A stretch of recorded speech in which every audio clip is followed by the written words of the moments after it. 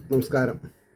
ശ്രീമദ് ഭാഗവതം മൂലം പ്രഭാഷണം ഭാഗം 191 191.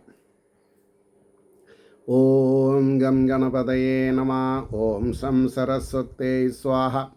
ഓം ശ്രീ ഗുരുഭ്യോ നമഃ. ഓം ശ്രീ രംഗനാഥ ശർമ്മണേ നമഃ. നാരായണ നാരായണ നാരായണ നാരായണ നാരായണ നാരായണ നാരായണ നാരായണ നാരായണ നാരായണ നാരായണ നാരായണ. ഓം ശ്രീകൃഷ്ണാർപ്പണമസ്തു. ഓം ശ്രീകൃഷ്ണായ പരബ്രഹ്മണേ നമഃ. ഓം ശ്രീകൃഷ്ണായ പരമാത്മനേ നമഃ. ഹരേ രാമ രാമ രാമ ഹരേ ഹരേ, ഹരേ കൃഷ്ണ കൃഷ്ണ കൃഷ്ണ ഹരേ ഹരേ. ഓം ശ്രീ രുക്മിണി സത്യഭാമ സമേത ശ്രീ ഗോപാലകൃഷ്ണസ്വാമിനേ നമഃ. ശ്രീമദ് ഭാഗവതം മൂലം പ്രഭാഷണം 191.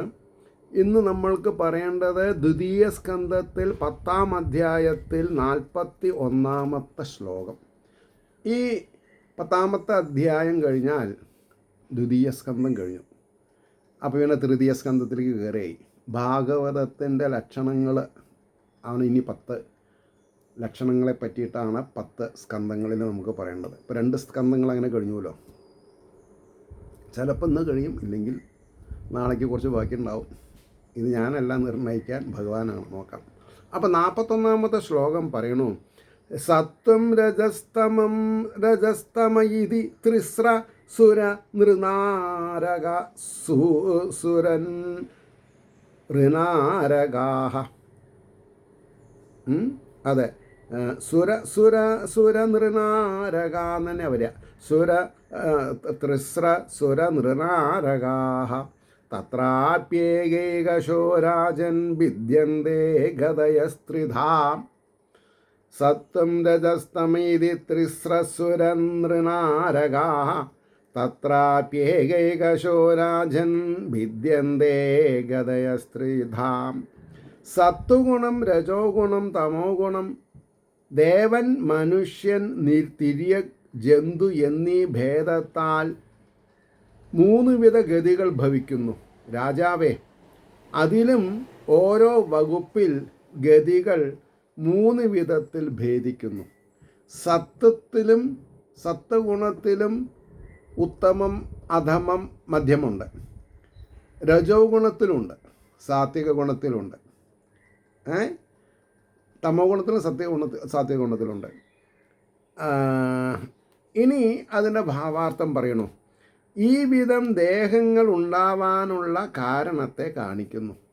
പല രൂപത്തിലുള്ള ശരീരങ്ങൾ, പല സ്വഭാവങ്ങളോട്. അപ്പോൾ അത് സാത്വികം, രാജസം, താമസം, അതിലും വകഭേദങ്ങളുണ്ട്. തമോ ഗുണത്തിലും ഉത്തമ തമോ ഗുണം, മധ്യമ തമോ ഗുണം, അധമ തമോ ഗുണം. രാജസത്തിലുണ്ടത്, സാത്വികത്തിലുണ്ട്. അപ്പം ഹേ രാജാവേ, സത്വം, രജസ്, തമസ് എന്ന 3 ഗുണങ്ങളിൽ നിന്ന് ദേവന്മാർ, മനുഷ്യർ, തിര്യക്കുകൾ എന്നീ 3 വിധം ഗതിഭേദങ്ങൾ ഉണ്ടാകുന്നു. സത്വം അധികരിക്കുമ്പോൾ പുണ്യകർമ്മം ചെയ്യും. വെറും സത്വം സാത്വിക ഗുണത്തിലിരിക്കണവരുടെ കാര്യമില്ല. സത്വം അധികരിക്കുമ്പോഴേ പുണ്യം ചെയ്യുള്ളൂ. അപ്പോൾ ഉത്തമന്മാരായ ദേവന്മാരായിട്ട് ഭവിക്കും. ഞാനും നിങ്ങളും ദേവന്മാരായി ഭവിക്കാൻ സംഗതിയുണ്ട്, പക്ഷെ പ്രവർത്തിക്കണം. തമസ് അധികരിക്കുമ്പോൾ അധമന്മാരായ ദേവന്മാരായിട്ട് ഭവിക്കും. അത് നല്ലൊരു ദേവന്മാരായിട്ട്.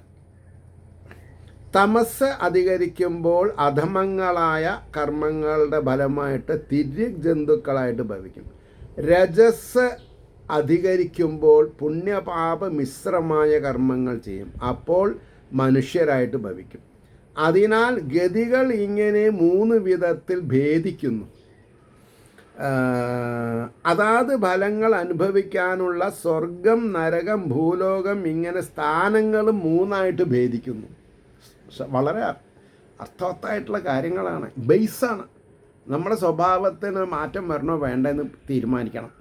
ഞാൻ ഉത്തമാധികാരി ആവണോ, ഉത്തമനായ, അല്ലേ? ഇപ്പോൾ ഇവിടെ എന്താ പറഞ്ഞത്? സത്വഗുണം അധികരിക്കുമ്പോൾ, പുണ്യങ്ങൾ അധികരിക്കുമ്പോഴാണ് മനുഷ്യന്മാർ ദേവത്വം പ്രാപിക്കുന്നത്. അതിൽ പെട്ടതാണ് രമണ മഹർഷി, ശങ്കരാചാര്യർ, അല്ലെങ്കിൽ ഒള്ളിക്കാവിലമ്മ, നൊച്ചൂർ വെങ്കിട്ടരാമൻ, ഇപ്പോഴത്തെ പുതിയ ആൾ നൊച്ചൂർ വെങ്കിട്ടരാമൻ. അത്രയും കാര്യങ്ങൾ മനസ്സിലാക്കണം. പിന്നെ കഴിഞ്ഞ് പോയ നമ്മുടെ പിന്നെ എന്താ പറയുക, എഴുത്തച്ഛൻ, തുഞ്ചത്ത് എഴുത്തച്ഛൻ ഈ ദേവനാണ്. കാരണം അല്ലെങ്കിലൊന്നും ഈ ഇങ്ങനെ എഴുതാൻ പറ്റില്ല. അതേമാതിരി നാരായണ ഭട്ടതിരി, പിന്നെ മലപ്പുറം ഭാഗത്ത് ഞങ്ങളുടെ നാട്ടിൽ, ഇപ്പം എൻ്റെ നാട്ടിൽ ഉള്ള മറ്റേ എന്താണെന്നാ പറയുക, പേരൊക്കെ ഓർമ്മ വരുന്നില്ല, അടുത്തുപുറത്ത് ക്ഷേത്രത്തിലെ ഭാഷ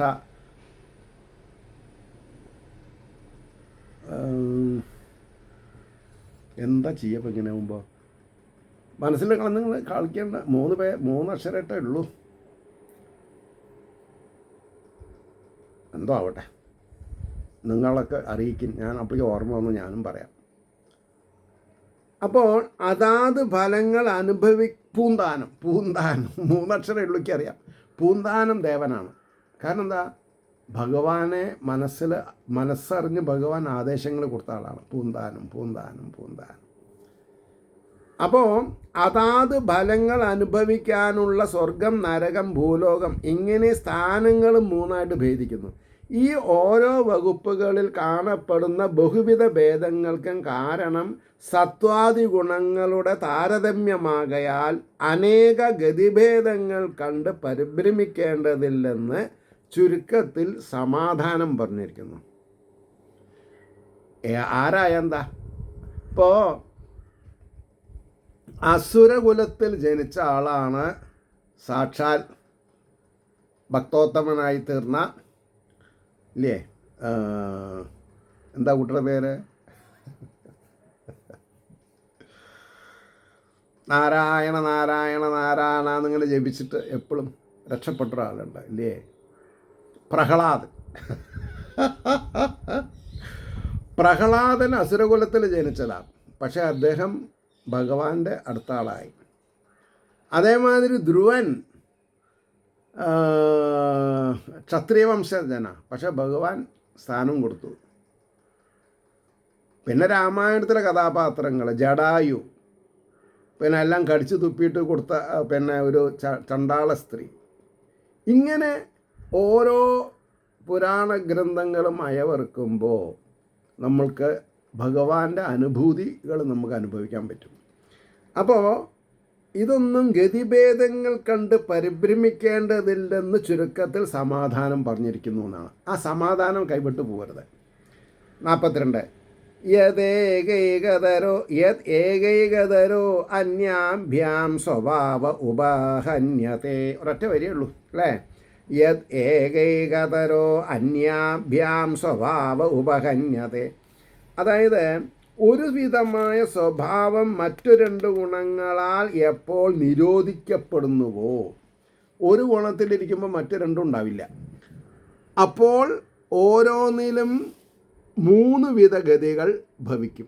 അതാണ് ഞാൻ ആദ്യം പറഞ്ഞത്, ഉത്തമൻ, മധ്യമൻ, അധമൻ എന്നുള്ളത്. ഓരോ ഗുണങ്ങളും മറ്റോരോ ഗുണങ്ങളാൽ ആക്രമിക്കപ്പെടുമ്പോൾ അവയുടെ സ്വഭാവത്തിന് തടസ്സം നേരിടുന്നു. അതുകൊണ്ടാണ് 3 വിധ ഗതിഭേദങ്ങൾ ഉണ്ടാകുന്നത് എന്ന് നമ്മളെ പറഞ്ഞ് ബോധിപ്പിക്കണം. 43 സയേവേദം ജഗദ്ധാതാ ഭഗവാൻ ധർമ്മരൂപദൃക് പുഷ്ണാദി സ്ഥാപയൻ വിശ്വം തിര്യക് നരസുരാത്മഭി. സയേവേദം ജഗദ്ധാതാ ഭഗവാൻ ധർമ്മരൂപദൃക് പുഷ്ണാദി സ്ഥാപയൻ വിശ്വം തിര്യക് നരസുരാത്മഭി. ലോകങ്ങളുടെ സൃഷ്ടികർത്താവായ ആ ഭഗവാൻ തന്നെ വിഷ്ണു രൂപത്തെ ധരിച്ചവനായിട്ട് തിര്യക്കുകൾ, മനുഷ്യന്മാർ, ദേവന്മാർ എന്ന രൂപങ്ങളെ കൊണ്ട്, അല്ലേ, ആമയായിട്ടും പന്നിയായിട്ടും പിന്നെ നരഹരിയായിട്ടും പരശുരാമനായിട്ടും ബ്രാഹ്മണനായിട്ടും ക്ഷത്രിയനായിട്ടും, ശ്രീരാമൻ ക്ഷത്രിയനാണ്, കൃഷ്ണനായിട്ട് നോർമാഡിക് ട്രൈബാണ്. അപ്പോൾ തിര്യക്കുകൾ മനുഷ്യന്മാർ, ദേവന്മാർ എന്ന രൂപങ്ങളെ കൊണ്ട് ഈ ലോകത്തെ സ്ഥിരപ്പെടുത്തുവാനായിട്ട് പോഷിപ്പിക്കുന്നു. ഇനി അതിൻ്റെ ഒരു ഭാവാർത്ഥം പറയാം. ബ്രഹ്മരൂപേണ സൃഷ്ടിക്കുന്നുവെന്ന് കാണിച്ചതിന് ശേഷം വിഷ്ണു രൂപേണ രക്ഷിക്കുന്നുവെന്ന് കാണിക്കുന്നു. ജഗൽകർത്താവായ ആ ഭഗവാൻ തന്നെ വിഷ്ണു രൂപത്തെ ധരിച്ചിട്ട് ഈ ലോകത്തെ അതാതിൻ്റെ നിലയ്ക്ക് ഓരോന്നിനെയും നിർത്തിക്കൊണ്ട് പരിപാലിക്കുന്നു. ഇതിന് വേണ്ടി ഭഗവാൻ തിര്യഗാദി വർഗങ്ങളിൽ സ്വരൂപത്തെ ധരിക്കുന്നു, മായയെ ഉപോത്ബലകമായിട്ട്. ഓരോ അവതാരങ്ങളാൽ ലോകത്തെ പരിപാലിക്കുന്നുവെന്ന് സാരം. മത്സ്യ കശ്യപാദി തിര്യകവതാരം, രാമകൃഷ്ണാദി മനുഷ്യാവതാരം, വാമന സുയജ്ഞാദി ദേവാവതാരം, ഇങ്ങനെ പറഞ്ഞു. ഇനി 44-ാമത്തെ ശ്ലോകം. തത കാലാഗ്നിരുദ്രാത്മായൽ സൃഷ്ടിം ഇതം ആത്മന സന്നിയശ്ചതി കാലേന ഘനാനി ഗമ്യവാനില. തത കാലാഗ്നിരുദ്രാത്മാ യത് സൃഷ്ടം മിതം ആത്മന സന്നിയശ്ചതി കാലേന ഘനാനീകമ്യവാനില. തന്നിൽ നിന്ന് സൃഷ്ടിക്കപ്പെട്ട യാതൊരു ഈ വിശ്വത്തെ കാലം, അഗ്നി, രുദ്രൻ എന്നീ രൂപങ്ങളോടുകൂടിയവനായിട്ട് കാലത്താൽ മേഘസമൂഹത്തെ വായുവെന്ന പോലെ തന്നിൽ തന്നെ അടക്കിടുന്നു. തന്നിൽ തന്നെയാണ് എല്ലാം അടക്കുന്നത്, അല്ലേ? അപ്പോൾ ജനിപ്പിച്ചു, പരിപാലിച്ചു, അടക്കണു, ബ്രഹ്മാവായിട്ടും വിഷ്ണുവായിട്ടും ശിവനായിട്ടും. ഇനി അതിൻ്റെ ഒരു ഭാവാർത്ഥം പറയാം. രുദ്രരൂപേണ സംഹരിക്കുന്നതും ആ ഭഗവാൻ തന്നെ എന്ന് പറയുന്നു. തന്നിൽ തന്നെ താനാകുന്ന ഉപദാനദ്രവ്യത്തെ കൊണ്ട്, എട്ടുകാലിനെ പോലെ. എട്ടുകാലി പശ എവിടുന്നും കടമെടുക്കുന്നില്ല. എട്ടുകാലിയുടെ ശരീരത്തിൽ നിന്ന് ഉത്ഭൂതമാകുന്ന പശ തൻ്റെ വായു കൂടെ പുറത്തേക്ക് പിടിച്ചിട്ടാണ് ഈ നൂല് വലിക്കുന്നത്, കമ്പി വലിക്കുന്നത്. ആകെ കണ്ണിന് സുസൂക്ഷ്മമായിട്ടുള്ള ജീവിയാണെങ്കിലും 3-4 മീറ്റർ ദൂരത്തുനിന്ന് കമ്പി വലിക്കുക. എനിക്കറിയില്ല, ഞാനൊക്കെ കാലത്ത് കാറിൻ്റെ അടുത്തേക്ക് പോകുമ്പോൾ കാണാം. വളരെ സൂക്ഷിച്ച് നോക്കിയാലേ കാണുള്ളൂ. ആരാ അവർക്ക് പറഞ്ഞു കൊടുക്കുന്നത് ഡയറക്ഷൻ? എങ്ങനെയൊക്കെ കമ്പി വലിച്ചാലാണ് തനിക്ക് താമസിക്കാൻ പറ്റുക അവർക്കറിയാം. നമുക്കാണെങ്കിൽ വസ്തു നോക്കണം, എൻജിനീയർ വരണം, കോൺട്രാക്റ്റ് വേണം, അല്ലേ?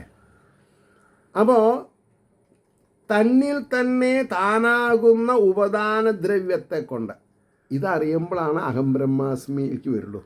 തന്നിൽ തന്നെ ഉറങ്ങിക്കിടക്കുന്ന ചൈതന്യത്തെ കൺകുളിർക്ക് കണ്ട് രസിക്കാറാവണമെന്നുണ്ടെങ്കിൽ കുറച്ച് പരിശ്രമം വേണ്ടേ? ആ പരിശ്രമത്തിനെയാണ് ത്യാഗോജ്വലം. ത്യജിക്കുക. എന്തിനെ? ലൗകികതയെ ത്യജിച്ചാൽ ആത്മീയത പെട്ടെന്ന് വളരും. അത് സാധിക്കില്ല, അല്ലേ? നിരീക്ഷ നിർത്തില്ല.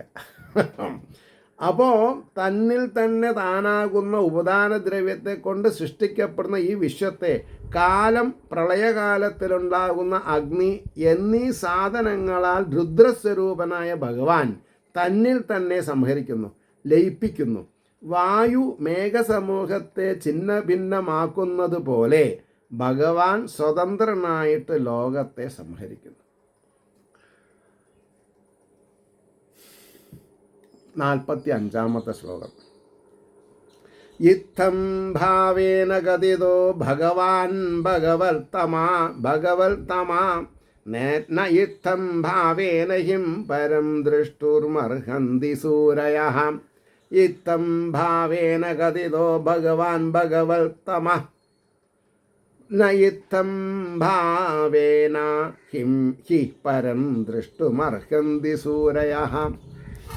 ഭഗവത്തമ, ഭഗവാനെന്ന് പറയപ്പെടുന്നതിന് അത്യന്തം ഉത്തമനായ. എല്ലാവരെയാണ് കയറി ഭഗവാൻ ഭഗവാൻ എന്ന് പറയരുത്. ഭഗവത്തമ, ഭഗവാൻ എന്ന് പറയപ്പെടുന്നതിന് അത്യന്തം ഉത്തമനായ ഭഗവാൻ ഈശ്വരൻ ഇപ്രകാരം ഇരിക്കുന്നവനെന്ന ഭാവത്തിൽ പറയപ്പെട്ടു. എന്നാൽ ഈ മാതിരി ഭാവത്തിൽ കാണുവാനായിക്കൊണ്ട് വിദ്വാൻമാർ അർഹന്മാരല്ല. ഭഗവാനെ ഉത്തമ ഭഗവാൻ ഈശ്വരനായിട്ട് കാണാൻ സാധിക്കണമെങ്കിൽ ഈശ്വരൻ്റെ കാരുണ്യം വേണം, ഈശ്വര കൃപ വേണം. അല്ലാണ്ട് ഞാൻ കേമനാണ്, ഞാൻ അർഹനാണ്, സ്വയം പ്രഖ്യാപിതനായിട്ട് ഞാൻ അച്ഛനാണ് പ്രതിഷ്ഠയുടെ എന്നൊക്കെ അഹങ്കരിക്കരുത്. അതാണ് ഈ പ്രശ്നങ്ങൾ മുഴുവൻ ഉണ്ടാക്കുന്നത്. നിരാകാരത്തിലിരിക്കുന്ന ബ്രഹ്മസ്വരൂപൻ എവിടെ അച്ഛൻ, എവിടെ അമ്മ? വളരെ സൂക്ഷ്മമായിട്ട് മനസ്സിലാക്കേണ്ട കാര്യമാണ്. ഭഗവാൻ, ഞാൻ ഭാവാർത്ഥം, ഭഗവാൻ എന്ന് പറയപ്പെടുവാൻ യോഗ്യനായിരിക്കുന്നവരിൽ വെച്ച് അത്യുത്തമനായ ഭഗവാന്റെ സ്വരൂപം ബ്രഹ്മാവ്, വിഷ്ണു, രുദ്രൻ എന്ന ഭാവത്താൽ പറയപ്പെട്ടു. വിവേകികൾ, അറിവുള്ളവരെ ഭഗവാന്റെ സ്വരൂപം ഇപ്രകാരം ഇരിക്കുന്നതാണെന്ന് കാണുന്നവരല്ല. ഓഹോ, ജയിച്ചു ഞാൻ ജയിച്ചു. കാരണം എന്താ, ഞാൻ പിടിവാശിക്കാരനല്ല കേട്ടോ, ഞാൻ പിടിവാശിക്കാരനല്ല. പലവരും എന്നെ ഭ്രാന്തനാന്ന് പറയുന്നുണ്ട്, ഞാനത് എൻജോയ് ചെയ്യുന്നുണ്ട്. പക്ഷേ ഇവിടെ എന്താ പറഞ്ഞത്, വിവേകികൾ ഭഗവാന്റെ സ്വരൂപം ഇപ്രകാരമായിരിക്കുന്നതാണെന്ന് കാണുന്നവരല്ല. കാരണം രൂപമില്ല. ഏത് ദരിദ്രനെ കണ്ടാലും, ഇപ്പം ദരിദ്രനാണെന്നുള്ളത് തന്നെ ചില അനുമാനങ്ങളുണ്ടാവും നമുക്ക്.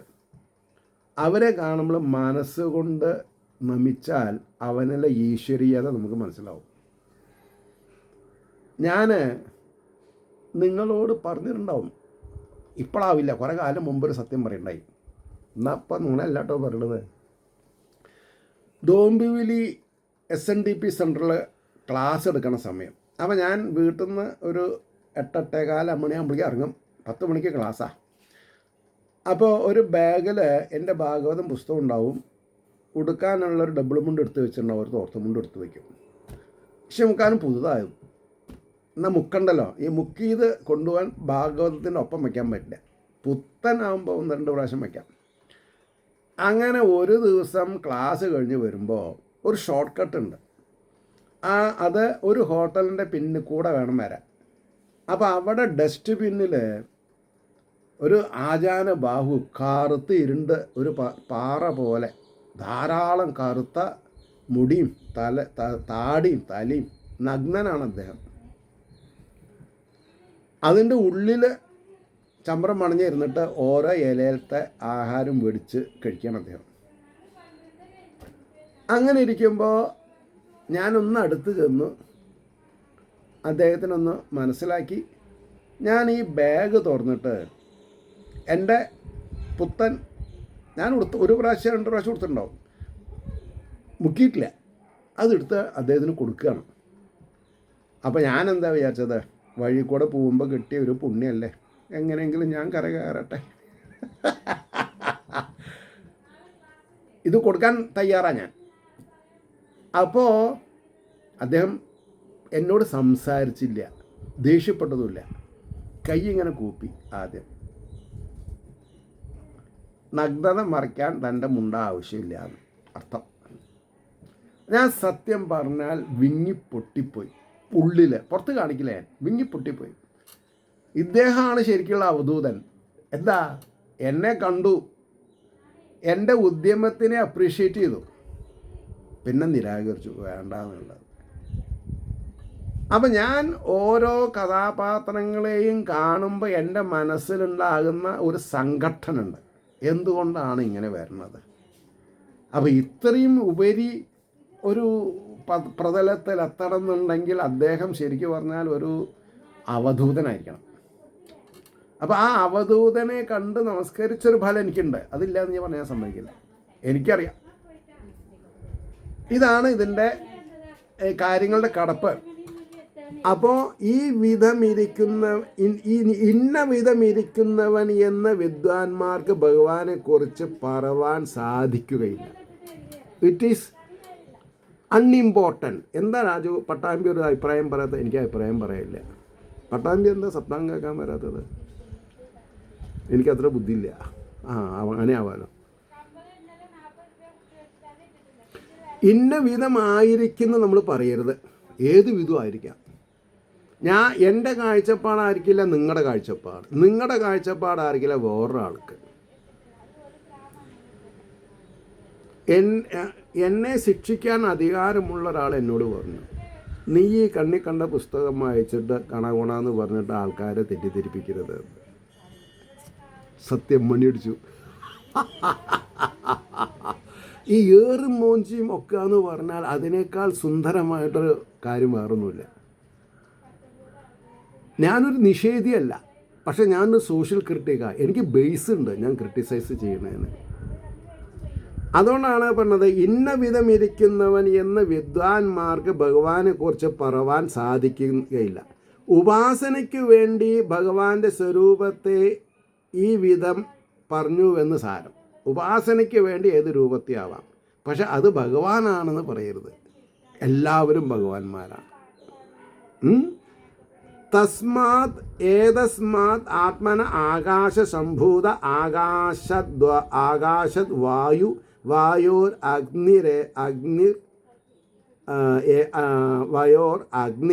അഗ്നിർ അപ അഭ്യ പൃഥിവ്യ ഔഷധയ ഔഷധീഭ്യോ അന്നം അന്നാത്രേതേതസ പ്രജാഹ എന്ന ശ്രുതി പ്രമാണത്തെ ആസ്പദമാക്കിയിട്ട് ജഗൽകാരണത്വേന ഭഗവാനെ വർണ്ണിച്ചു. വാസ്തവത്തിൽ കാരണഭാവത്തിലും ഭഗവാനെ വർണ്ണിച്ചുകൂടാ, കാരണഭാവത്തിലും ഭഗവാനെ വർണ്ണിച്ചുകൂടാ എന്നാണ് സൂചിപ്പിച്ചിരിക്കുന്നത്. കാണുന്നതൊക്കെ ഭഗവാനായിട്ട് സ്വീകരിച്ചോളൂ. ആകാശം, വായു, അഗ്നി, ജലം, ഭൂമി ഒക്കെ ഭഗവാനാണ്. ഇതൊക്കെയാണ് നമ്മൾ മനസ്സിലാക്കേണ്ടത്. അപ്പോൾ ഇന്നത് മാത്രം ഭഗവാൻ അങ്ങനെ പറയരുത്. അടുത്തത് 46. ന അസ്യ കർമാണി ജന്മാദൂ പരസ്യാനുവിധീയതേ കർത്തൃത്വ പ്രതിഷേധാർത്ഥം മായയാ ആരോപിതം ഹി തത്. ന അസ്യ കർമാണി ജന്മാദോ പരസ്യാനുവിധീയതേ കർത്തൃത്വ പ്രതിഷേധാർത്ഥം മായയാ ആരോപിതം ഹി തത്. ഇതിൻ്റെ വിശ്വത്തിൻ്റെ ജനനാദി കാര്യത്തിൽ പരമേശ്വരന് കർമ്മങ്ങളില്ല. ഭഗവാൻ ഒന്നും ചെയ്യണില്ല, മായയെ കൊണ്ടാണ് ചെയ്യിപ്പിക്കുന്നത്. എന്തുകൊണ്ടെന്നാൽ മായാനിമിത്തം ആരോപിക്കപ്പെട്ടിരിക്കുന്ന ആ കർത്തൃഭാവത്തെ പ്രതിഷേധിപ്പാൻ വേണ്ടി അനുവർണിക്കപ്പെട്ടിരിക്കുന്നു. പ്രതിഷേധിക്കുക, ഇതല്ല നേതി, ഇതല്ല പിന്നെ ഏതാ അനുഭവം. അപ്പോൾ അതിൻ്റെ ഭാവാർത്ഥം എങ്ങനെയാണ് വരുന്നത്? എന്തുകൊണ്ടാണ് ബ്രഹ്മാതിരൂപം ഉള്ളവനാണ് ഭഗവാനെന്ന് വിവേകികൾ കാണുന്നില്ലെന്ന് പറഞ്ഞത് എന്ന് കാണിപ്പാനാണ് ഈ പദ്യം. ഈ ലോകത്തിലെ സൃഷ്ടിസ്ഥിതി ലയരൂപമായ കർമ്മത്തിൽ ഭഗവാന് കർത്തൃത്വമില്ല. അപ്പോൾ നമ്മളും ഒരു കർമ്മം ചെയ്തിട്ട് ഞാൻ ചെയ്തതാന്ന് പറയരുത്, ഭഗവാൻ ചെയ്തതാ അല്ലേ, അല്ലെങ്കിൽ കർമ്മഫലം. അപ്പോൾ മായയാൽ ഭഗവാനിൽ ആരോപിക്കപ്പെട്ടിരിക്കുന്ന കർത്തൃത്വത്തെ നിഷേധിക്കുവാൻ വേണ്ടിയിട്ട് അനുവദിച്ചു പറയപ്പെട്ടിരിക്കുന്നതല്ലാതെ ഭഗവാൻ കർത്താവാണെന്നുള്ള താൽപര്യാർത്ഥം ശ്രുതിയിൽ കാണപ്പെടുകയില്ല, ഒരിക്കലും കാണില്ല. 47. അയം തു ബ്രഹ്മണ കൽപ്പ സവികൽപ്പ ഉദാഹൃത വിധി സാധാരണോ യത്ര സർഗ പ്രാകൃത വൈകൃത. അയം തു ബ്രഹ്മണ കൽപ്പ സവികൽപ്പ ഉദാഹൃത വിധി സാധാരണോ യത്ര സർഗ പ്രാകൃത വൈകൃത. എന്താത്? ഇതാകട്ടെ അവാന്തരകൽപ്പങ്ങളോടുകൂടിയ ബ്രഹ്മകൽപ്പമെന്ന് പറയപ്പെട്ടിരിക്കുന്നു. യാതൊരു കൽപ്പത്തിൽ പ്രാകൃത വൈകൃത പ്രകൃതിയെയും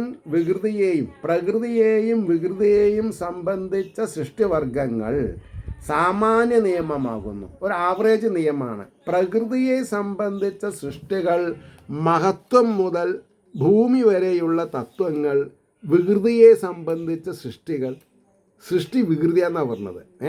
സൃഷ്ടിച്ച് അതാണ് പല രൂപത്തിലും പൃഥിവ്യാദി വികാരങ്ങളോടുകൂടിയ സ്ഥാവര സർഗങ്ങളാകുന്നു. ഇനി അതിൻ്റെ ഭാവാർത്ഥം പറയുമ്പോൾ, ഏതു കൽപ്പത്തിൽ ബ്രഹ്മാവ് ജനിച്ചുവോ അതിന് ബ്രഹ്മകൽപ്പം എന്ന് പറയും. അതിൽ അവാന്തര കൽപ്പങ്ങൾ അടങ്ങിയും ഇരിക്കുന്നു. മഹാകൽപ്പം എന്ന ബ്രഹ്മകൽപ്പത്തിന് പേര്. ഈ മഹാകൽപ്പത്തിൽ മഹത്തത്വം മുതൽ പൃഥിവി വരെയുള്ളവയുടെ ഉൽപ്പത്തികളും പൃഥിവ്യാദി ഭൂതങ്ങളുടെ സമ്മേളനത്താലും ഉണ്ടാകുന്ന സ്ഥാവരാദികളുടെ ഉൽപ്പത്തികളും സാധാരണമായ ധർമ്മമാകുന്നു. Not an important one. പറഞ്ഞ ശരി. ഇനി 48ാമത്തെ ശ്ലോകം.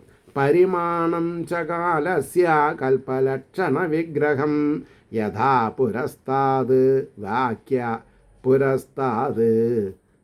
വ്യാഖ്യാസ്യേ പാത്മം കൽപ്പമതോ ശൃണു. പരിമാണം ചകാലസ്യ കൽപ്പലക്ഷണ വിഗ്രഹം യഥാ പുരസ്താത് വ്യാഖ്യാസ്യേ പാത്മം കൽപ്പമതോ ശൃണു. കാലത്തിൻ്റെ സ്ഥൂല സൂക്ഷ്മ സ്വരൂപം, സ്ഥൂലവും സൂക്ഷ്മമായ സ്വരൂപം, കൽപ്പത്തിൻ്റെ ലക്ഷണവും സ്വരൂപവും, പാത്മമെന്നു പറയപ്പെടുന്ന കൽപ്പവും ഇനിമേൽ വിസ്തരിച്ചു പറയാം. അനന്തരം കേട്ടാലും പറഞ്ഞതിൻ്റെ ശേഷം കേട്ടാലും ഇടയ്ക്ക് കയറി ശബ്ദിക്കരുതെന്നർത്ഥം. ഇനി അതിൻ്റെ ഭാവാർത്ഥം. കാലത്തിൻ്റെ പരിമാണത്തെയും കൽപ്പത്തിൻ്റെ ലക്ഷണത്തെയും അവ താരകൽപ്പം മന്വന്തരം ഇവയുടെ സ്വരൂപത്തെയും പാത്മകൽപ്പത്തെയും ഇനിമേൽ ക്രമത്തിൽ പറയാം, കേട്ടാലും എന്ന് പറഞ്ഞു. ഓക്കെ. ഇനി 49. യദാഹനോ ഭവാൻ സൂദക്ഷത്ത ഭാഗവതോത്തമ ചചാര തീർത്ഥാനി ഭുവസ്ത്യക്ത്വാ ബന്ധൂൻ സുദുസ്ത്യജാൻ. ത്യജിക്കാൻ ബുദ്ധിമുട്ടുള്ളതാണ് അർത്ഥം. യദ് ആഹ നോ ഭവാൻ സൂദക്ഷത്ത ഭാഗവതോത്തമ ചചാര തീർത്ഥാനി ഭുവസ്ത്യക്ത്വാ ബന്ധൂൻ സുദുസ്ത്യജാൻ. ഭാഗവത ഭക്തന്മാരിൽ ഉത്തമനായ വിതുരർ. ആരാ വിതുരർ? യമധർമ്മരാജാവിൻ്റെ അവതാരമാണ്. വിതുരർ വ്യാസനുണ്ടായ മകനാണ്. അതും വ്യാസർക്ക് ദാസിയിലുണ്ടായതാണ്. എന്ന് പറഞ്ഞാൽ പാണ്ഡു മഹാരാജ ധൃതരാഷ്ട്ര അമ്മ ശരി ഞാൻ പറഞ്ഞുതരാം. എന്താണെന്നാ പറയുക, അംബാലിക, അങ്ങനെ 3 പേരിൽ ഒരാൾ പാണിഗ്രഹണം ചെയ്യണ കാരണം ഒഴിവാക്കി. ബാക്കി 2 സ്ത്രീകളെ, ചേച്ചിയും അനിയത്തിയും. പേര് ഞാൻ പറയുന്നില്ല, പേര് എനിക്ക് തെറ്റും. അപ്പോൾ ഒരാളോട് പറഞ്ഞു, എൻ്റെ ഭർത്താവ് മരിച്ചു, പക്ഷേ ഭാരതത്തിന് ഒരു അവകാശം വേണം, അതുകൊണ്ട് വ്യാസരിൽ ഒരു കുട്ടി ഉണ്ടാവട്ടെ എന്ന് പറഞ്ഞു. ഓ ശരി, നിർബന്ധിച്ചിട്ടാണ്. പക്ഷെ ആ സ്ത്രീ എന്ത് ചെയ്തു? ഈ ജടാമകുടധാരിയായിട്ട് ഭസ്മാലങ്കൃത ഭൂഷിതനായിരിക്കുന്ന വ്യാസരെ കണ്ടപ്പോൾ കണ്ണടച്ചു എന്നാ ശഖാശയനം ചെയ്യുമ്പോൾ. അതുകൊണ്ട് ധൃതരാഷ്ട്രമായി, കണ്ണ് കാണാത്തവനായി. പിന്നെ 2ാമത്തെ അനിയത്തിയോട് പറഞ്ഞു, നീ സഹകരിക്കണം, ഈ കണ്ണ് കാണാത്ത ഒരാൾ ഇങ്ങനെ രാജ്യം ഭരിക്കാൻ പറ്റില്ല. അപ്പോൾ തൻ്റെ ശരീരം ഇദ്ദേഹം കാണരുത് എന്ന് പറഞ്ഞ് ശരീരത്തിൻ്റെ മേൽഭാഗം മുണ്ടോണ്ട് മറച്ചു. അത് പാണ്ഡുവായി. അപ്പോൾ അത് മോശമാണ്. അപ്പോൾ വൈകൃതമില്ലാത്തൊരു കുട്ടി വേണം. അപ്പോൾ ആദ്യത്തെ ആളോട് പറഞ്ഞു, നീ ഒന്നുകൂടി സഹകരിക്കാതെ. അവരെന്ത് ചെയ്തു? ദാസിയോട് പറഞ്ഞു, എനിക്ക് ഏതായാലും ഇനി അയാളൊപ്പം പോയി കിടക്കാൻ പറ്റില്ല, നീ പോ, നിനക്ക് എന്താ വെച്ചാൽ തരാം. നിങ്ങളൊന്നും തരുന്നും വേണ്ട, ഞാൻ പോയി കൊള്ളാതെ പറഞ്ഞു. അവർ അത്യാകർഷകമായ രൂപലാവണ്യത്തോടു കൂടി ഇദ്ദേഹത്തിനെ സാക്ഷാൽ ഈശ്വരൻ എന്നുള്ള സങ്കല്പത്തിൽ വരിച്ചു എന്നാണ് ദാസി. ആ ദാസിയിലാണ് വിതുരരുണ്ടായത്. അപ്പോൾ വിതുരര് മഹാശയനാണ്, യമധർമ്മരാജാവിൻ്റെ അവതാരമാണ്. ഇതൊക്കെ മനസ്സിലാക്കുമ്പോഴാണ് കഥയിൽ ഉള്ള താല്പര്യം. പറഞ്ഞ മനസ്സിലായില്ലേ? അത് നമ്മുടെ ജീവിതമായിട്ട് പൊരുത്തപ്പെടും കൂടും ചെയ്യുമ്പോഴത്തെ ഒരു അവസ്ഥ ആലോചിച്ച് നോക്കും. അപ്പോൾ വിതുരരെ ഉപേക്ഷിക്കപ്പെടുവാൻ അതിപ്രയാസമുള്ള ആളാണ്. കാരണം ധർമ്മമാണ്, വിതുരരെ ഉപേക്ഷിക്കാൻ പറ്റില്ല. പക്ഷേ സുയോധനൻ, അയാൾക്ക് വേറൊരു പേരുണ്ടല്ലോ, ദുര്യോധനൻ. സുയോധനൻ തന്നെയാണ് ദുര്യോധനൻ. കടക്കപ്പടി പുറത്തേ പറഞ്ഞു കാണണ്ട അവിടെ. അപ്പോൾ ഇവരുടെ മന്ത്രിസഭയിലെ മന്ത്രിയാണ് അദ്ദേഹം. തൻ്റെ ചെറിയച്ഛനാണ്, അതൊന്നും അദ്ദേഹത്തിന് പ്രശ്നമില്ല. കടക്കപ്പടി പുറത്തേ പറഞ്ഞു. അപ്പോൾ ധർമ്മത്തിനെ നിരാകരിച്ചു. അതോടുകൂടി കൗരവർക്ക് അതപ്പം തന്നെ തുടങ്ങി. ഇതൊക്കെയാണ്, വെറുതെ ഇവിടെ ഭാഗവതം വായിച്ചാൽ പോരാ. അപ്പോൾ അതിപ്രയാസമുള്ള ബന്ധുക്കളെ വെടിഞ്ഞിട്ട് ഭൂമിയിലുള്ള തീർത്ഥങ്ങളെ സഞ്ചരിച്ചുവെന്ന് അല്ലയോ സൂത ഞങ്ങളോട് യാതൊരു സംഗതി പറഞ്ഞുവോ? അങ്ങ് പറയണ്ടായി. അത് കേട്ടാൽ തർക്കമില്ല എന്ന് പറയണം. അപ്പോൾ മന്ത്രിസ്ഥാനം ഏതേത് കള്ളം പറഞ്ഞിട്ടാണ് പിടിച്ചു നിർത്തണത് ഇന്നത്തെ കാലത്ത്? അപ്പോൾ സുയോധനൻ ചെറിയൊരു നീരസം കാണിച്ചതോടുകൂടി ഈ മന്ത്രി സ്ഥാനത്തിൻ്റെ അംശവടി എന്ന് പറയും, കയ്യിലൊരു വടി ഉണ്ടാവും, അതും തലപ്പാവും അവരുടെ രാജധാനിയുടെ ഈ എന്താണെന്ന് പറയുക, മന്ത്രിസഭാ യോഗം നടക്കുന്ന അങ്കണത്തിൻ്റെ തൃപ്പടിയിൽ വെച്ച് അദ്ദേഹം ഇറങ്ങിപ്പോകുന്നു. എനിക്ക് നിങ്ങളെ മാങ്ങാത്തൊലി വേണ്ട പറഞ്ഞിട്ട്. അത് സാധിക്കണമെന്നുണ്ടെങ്കിൽ എനിക്ക് പ്രതാപം വേണ്ട എന്ന് പ്രതാപത്തെ മാറ്റി നിർത്താൻ സാധിക്കണമെങ്കിൽ വലിയ ഒരു അനന്തമായ ശക്തി വൈഭവം ഉള്ളിലുണ്ടാവണം. എന്താ ആവട്ടെ. അപ്പോൾ ശൗനകൻ സൂതനോട് പറയാണ്, ഹേ സൂത, ഭഗവത് ഭക്തന്മാരിൽ വെച്ച ഉത്തമനായ വിതുര, ഭഗവത് ഭക്തന്മാരിൽ വെച്ച ഉത്തമനായ വിതുരർ ഏതു വിധത്തിലും ഉപേക്ഷിപ്പാൻ പ്രയാസമുള്ളവരായ ബന്ധുക്കളെ ഉപേക്ഷിച്ച് ഭൂമിയിലുള്ള തീർത്ഥങ്ങളെ സേവിച്ച് സഞ്ചരിച്ചുവെന്ന് പറഞ്ഞുവല്ലോ. ശരി, അടുത്തത് 50. ഇനി 52 കൂടി 2 മിനിറ്റ് ജാസ്തിയായാലും നമുക്ക് ഈ സ്കന്ധം ദ്വിതീയ സ്കന്ധം അവസാനിപ്പിക്കണം. 50ാമത്തെ ശ്ലോകം. കുത്ര കൗശാരവേസ്തസ്യ സംവാദോ അധ്യാത്മസംശ്രിത യദ്വാസ ഭഗവാൻ തസ്മൈ പൃഷ്ടസ്തത്വമുവാച. കുത്ര കൗശാരവേ തസ്യ സംവാദോ അധ്യാത്മസംശ്രിത യദ്വാസ ഭഗവാൻ തസ്മൈ പൃഷ്ടസ്തത്വമുവാച.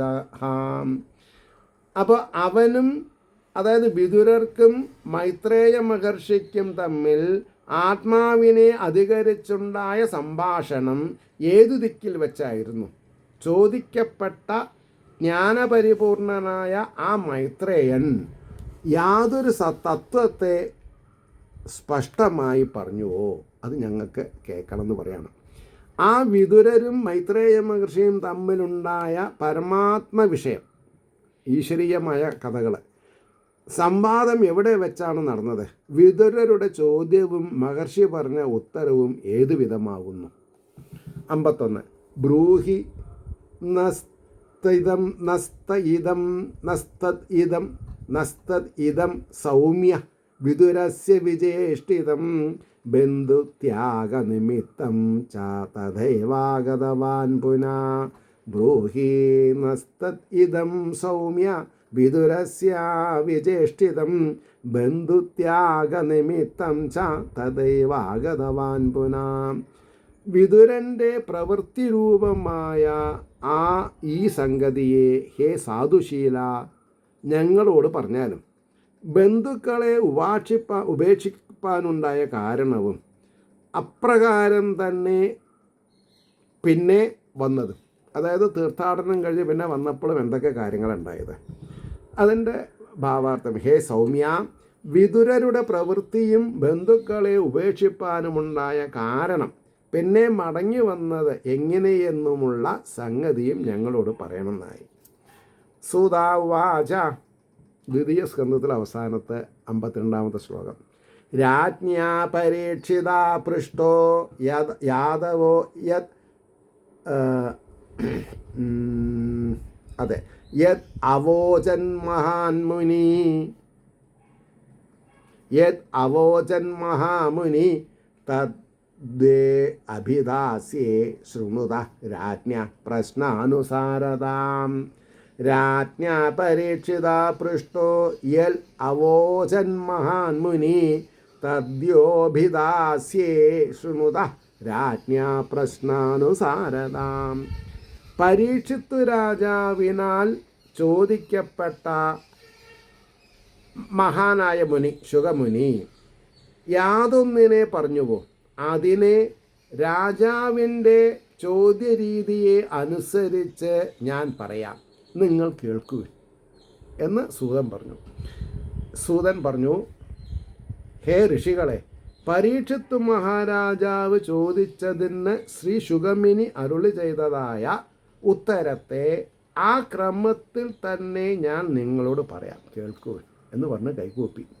ഇതി ശ്രീമദ് ഭാഗവതേ മഹാപുരാണേ ദ്വിതീയസ്കന്ധേ മനന നിരൂപണ പ്രകരണേ ശങ്കാനിരൂപണം നാമ ദശമോധ്യായഃ സമാപ്തോയം ദ്വിതീയസ്കന്ധ. സർവത്ര ഗോവിന്ദനാമ സങ്കീർത്തനം. ഗോവിന്ദ ഗോവിന്ദ. ഏതൊരു ശ്രീഹരിയുടെ അനുഗ്രഹാശിസ്സുകൾ ഉണ്ടായാൽ ജീവിതം സഫലമായി തീരുമോ? അതിന് ഉള്ള ഏറ്റവും പരമപ്രധാനമായിട്ടുള്ള പ്രാർത്ഥന ലോകാസമസ്ത സുഖിനോ ഭവന്തു ആയിരിക്കട്ടെ എന്ന് ആശംസിച്ചുകൊണ്ട് വാക്കുകൾ ചുരുക്കുന്നു. നമസ്കാരം. നാളെ കാണാം.